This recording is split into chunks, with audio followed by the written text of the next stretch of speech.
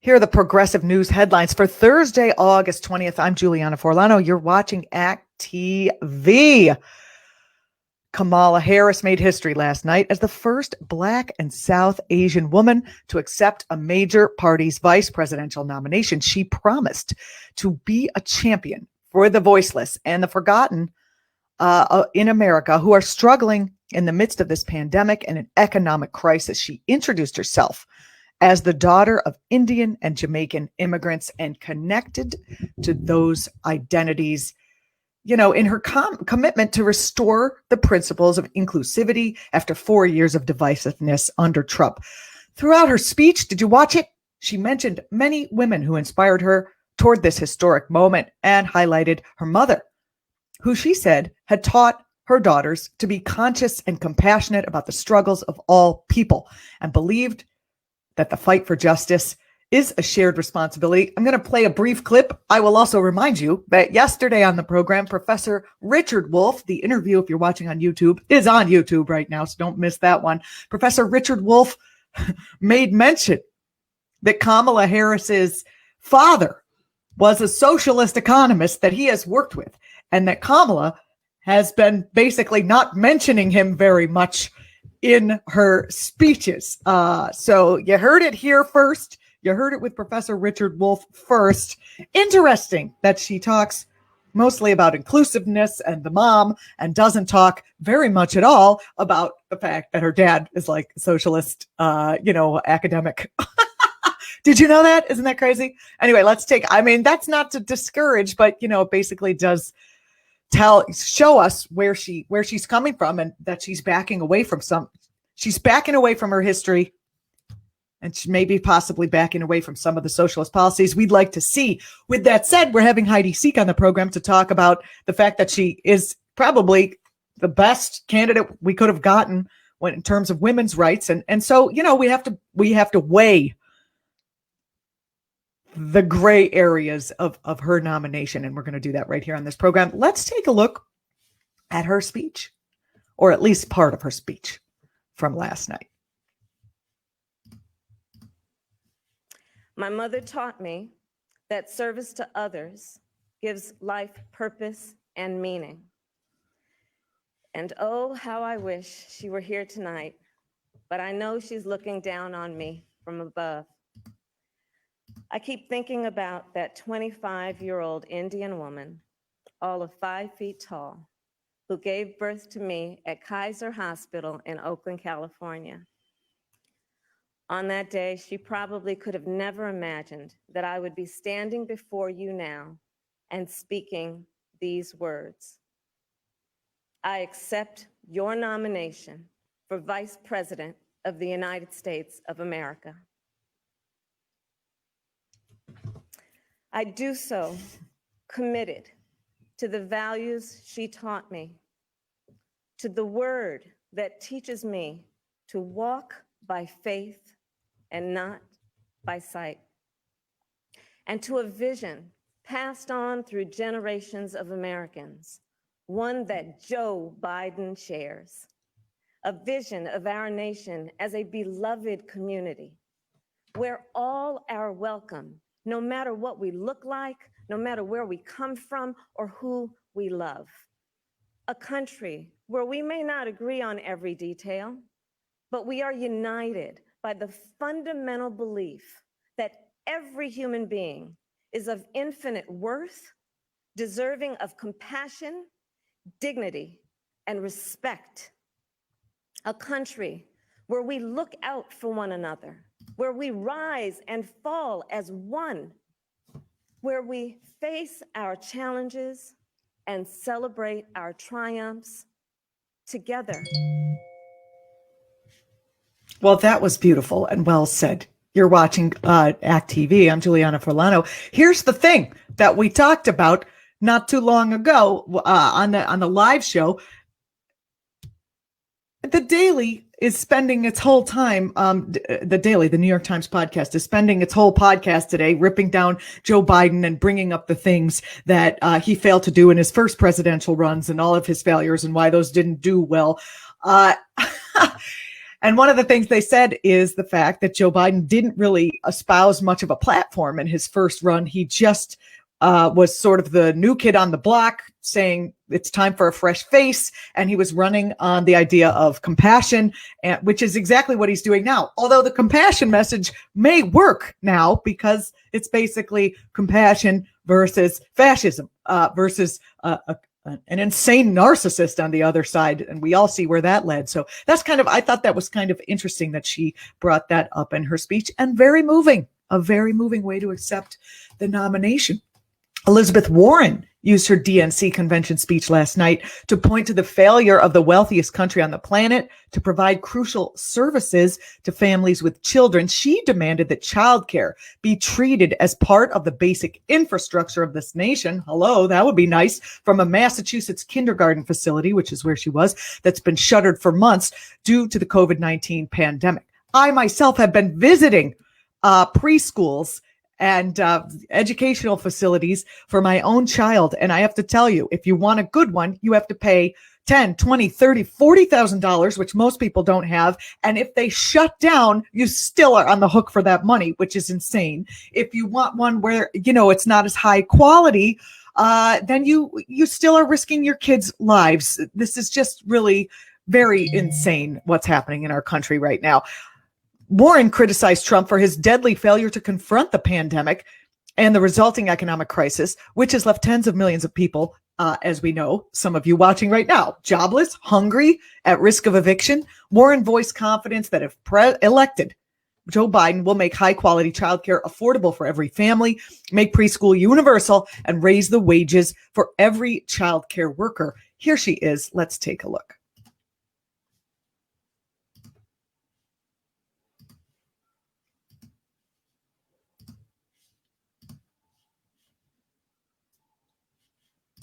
Tonight, we've heard from the people who make America work, people who put their lives on the line to keep our country going. And since COVID-19 hit, they've taken one gut punch after another. And what has the COVID fallout done to our babies? Well, I'm here at the Early Childhood Education Center in Springfield, Massachusetts, which has been closed for months. Childcare was already hard to find before the pandemic, and now parents are stuck. No idea when schools can safely reopen, and even fewer childcare options. The devastation is enormous. And the way I see it, big problems demand big solutions. Now, I love a good plan, and Joe Biden has some really good plans. Plans to bring back union jobs in manufacturing and create new union jobs in clean energy. Plans to increase Social Security benefits, cancel billions in student loan debt, and make our bankruptcy laws work for families instead of the creditors who cheat them. These plans reflect a central truth. Our economic system has been rigged to give bailouts to billionaires and kick dirt in the face of everyone else. But we can build a thriving economy by investing in families and fixing what's broken. Joe's plan to build back better includes making the wealthy pay their fair share, holding corporations accountable, repairing racial inequities, and fighting corruption in Washington. Let me tell you about one of Joe's plans that's especially close to my heart: childcare. As a little girl So right before we get into this, I do want to point out that one of the big criticisms that the New York Times leveled against Joe's first run is that he had no plan, and that he didn't have a 12-point plan like the other guy. So this is good to see that there's actually a plan. Growing up in Oklahoma, what I wanted most in the world was to be a teacher. I loved teaching. And when I had babies and was juggling my first big teaching job down in Texas, it was hard, but I could do hard. The thing that almost sank me, childcare. One night, my Aunt Bee called just to check in, and I thought I was fine. But then I just broke down and started to cry. I had tried holding it all together, but without reliable childcare, working was nearly impossible. And when I told Aunt Bee I was going to quit my job, I thought my heart would break. And then she said the words that changed my life. I can't get there tomorrow, but I'll come on Thursday. Oh, And she arrived with 7 suitcases and a Pekingese named Buddy and stayed for 16 years. I get to be here tonight because of my Aunt B. I learned a fundamental truth. Nobody makes it on their own. And yet, here we are, 2 generations of working parents later. And if you have a baby and don't have an Aunt B, you're on your own. no kidding. And here's why that is wrong. We build infrastructure like roads and bridges and communication systems so that people can work. That infrastructure helps us all because it keeps our economy going. It's time to recognize that childcare is part of the basic infrastructure of this nation. It's infrastructure for families. Joe and Kamala will make high-quality childcare affordable for every family, make preschool universal, and raise the wages of every childcare worker. Now, that's just one plan, but it gives you an idea of how we get this country working for everyone. Donald Trump's ignorance and incompetence have always been a danger to our country. COVID-19 was Trump's biggest test. He failed miserably. Today, America has the most COVID deaths in the world and an economic collapse. And both crises are falling hardest on Black and brown families. Millions out of work, millions more trapped in cycles of poverty, millions on the brink of losing their homes, millions of restaurants and stores hanging by a thread. This crisis is bad, and it didn't have to be this way. This crisis is on Donald Trump and the Republicans who enable him. On November 3rd, And some of the Democrats who enable him. Let's be truthful. we will hold them all accountable. So, whether you're planning to Ooh, she just said we will hold them all accountable. I'm assuming she means by getting them out of office, but is it possible that she means we're going to actually prosecute them for their crimes? vote wearing a mask or vote by mail, please take out your phone right now and text VOTE to 30330. 30330. That's how you do it. We all need to be in the fight to get Joe and Kamala elected. And after November, we all need to stay in the fight Thank to you. get big things done. Yes, not retiring out of it. We stay in this fight so that when our children and our grandchildren ask what we did during this dark chapter in our nation's history, we will be able to look them squarely in the eye and say, I risked my life doing the news. That's what I'll say. we organized, we persisted, and we changed America. So that was Elizabeth Warren's speech. Now, I have talked about a little bit about this, about childcare and the issues around childcare. I mean, it's more than just universal pre-K, which would be wonderful, which would save families money, which would provide educational opportunities. And the reason we need that is because we've been broken up by capitalism from our families. And I'll give you a brief example. I grew up in upstate New York where, the NAFTA kind of hollowed out all of the manufacturing jobs that were up there. So anyone who has stayed up there has a lower standard of living, and everyone else, who wanted more opportunities than could be afforded by working at the mall have had to leave, including myself, meaning I live hours and hours away from my family structure who may have been able to be supportive, and they may not have because of, what happens when a family falls into crisis because of policies like trade policies that take away a middle class ability to support a middle class family on that kind of job. So there's that. It's not just let me give you some free pre-K. It's let's think about this holistically, how we can support actual families by restructuring our economic system. I'm just saying. I don't necessarily want, the pre-K to be compulsory, but if it's free and it really is high quality, which comes from paying the teachers more, that would be good. That would be one way to mitigate against the fact that families have been so broken apart and structures and networks have been so broken apart, and that children need other emotional input than just their mom or their dad. They need outside people loving them, caring for them. And this society really does not allow for that if you want to, not be stuck in a cycle of poverty forever. Anyway, that's what I think. Obama also spoke, obviously, not Michelle, but Barack. We watched Michelle speak. He spoke at the convention yesterday. Let me see if I can pull up his speech, because it was very moving. He took Trump to task, is what I am saying. And let me see if I can grab that today. Where is that one? Here it is, from The Guardian. Let me take a look if we can see it. Make sure you're seeing what I'm seeing over here.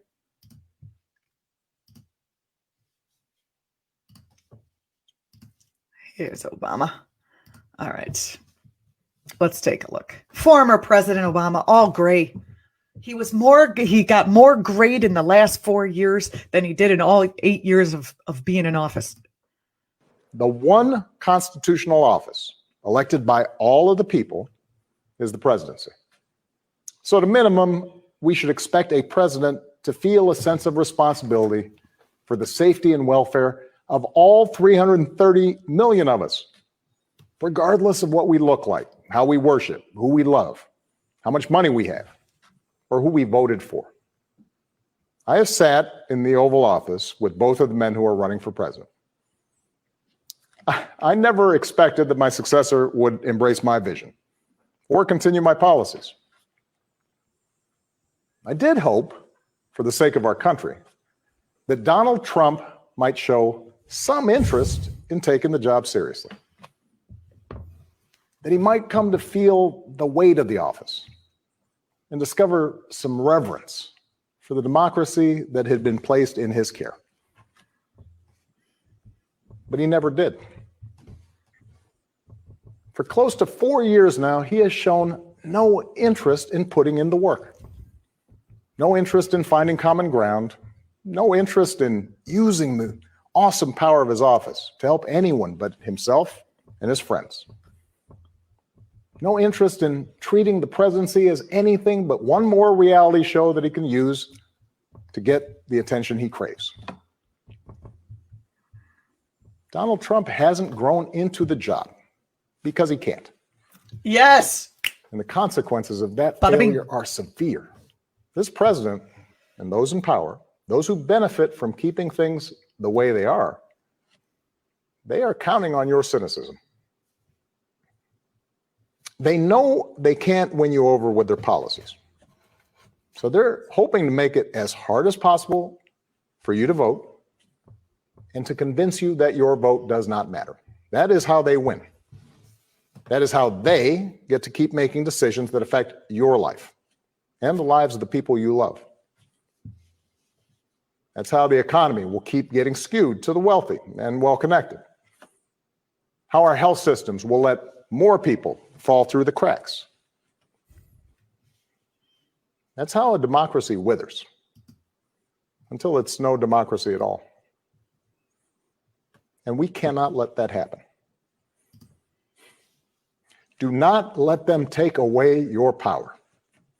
Do not let them take away your democracy. This administration has shown it will tear our democracy down if that's what it takes for them to win.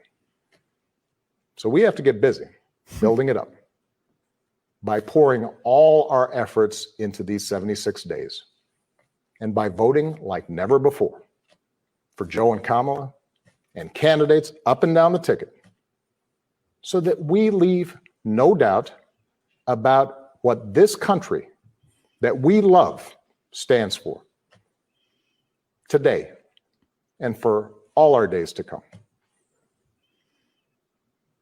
Stay safe. God bless. Oh, I miss that guy.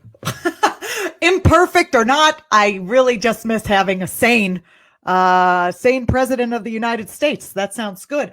Also in the news, Steve Bannon has been arrested. That's the breaking news for right now. How exciting. What an exciting day.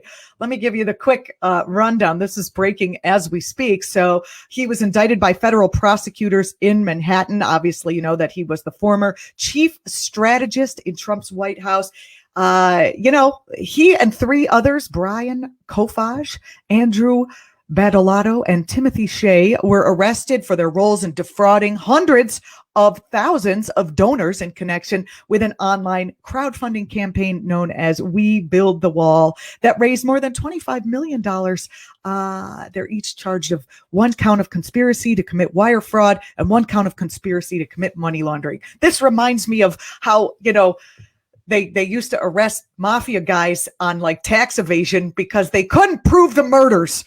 But anyway, I'll take whatever, right? I'll take whatever I can get. Getting these guys sort of out of circulation would be very, very helpful. You're watching Act TV. I'm Julianna Forlano. These are the progressive news headlines for August 20th, 2020. 4 young climate leaders, including Greta Thunberg, who pioneered the Fridays for Future movement, published an op-ed in The Guardian calling out world leaders for failing to tackle the planetary crisis, despite the past 2 years of youth-led global protests demanding urgent action. The op-ed was published a day before the authors' meeting with German Chancellor Angela Merkel. Millions worldwide have joined the Fridays for Future movement and taken to the streets to call for ambitious policies.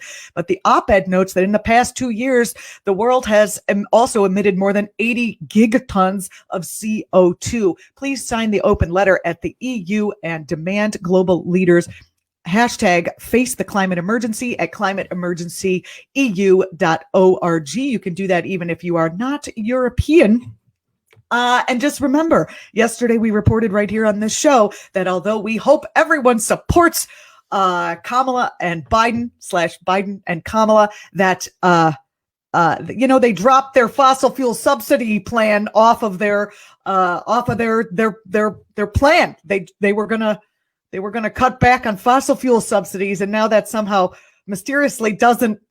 I want an answer. It's not there anymore. It's not on the plan anymore. So we're going to talk about that, hopefully with Steve Horn, who will be coming on our program soon, and also with Alexander Kaufman, our regular HuffPost contributor. If you want to read more about that, go read his column. He is writing about that right now. Progressive advocacy group Stand Up America is announcing a $1.5 million electoral campaign to encourage millions of Americans to register to vote by mail and vote early in 9 key presidential and Senate battleground states. The announcement comes as COVID-19 continues to upend in-person voting and traditional get-out-the-vote programs, while one of the most consequential elections in American history unfolds amid, worsening pandemic and cash-strapped states who are struggling to implement reforms to make in-person voting safe and accessible. Sounds great.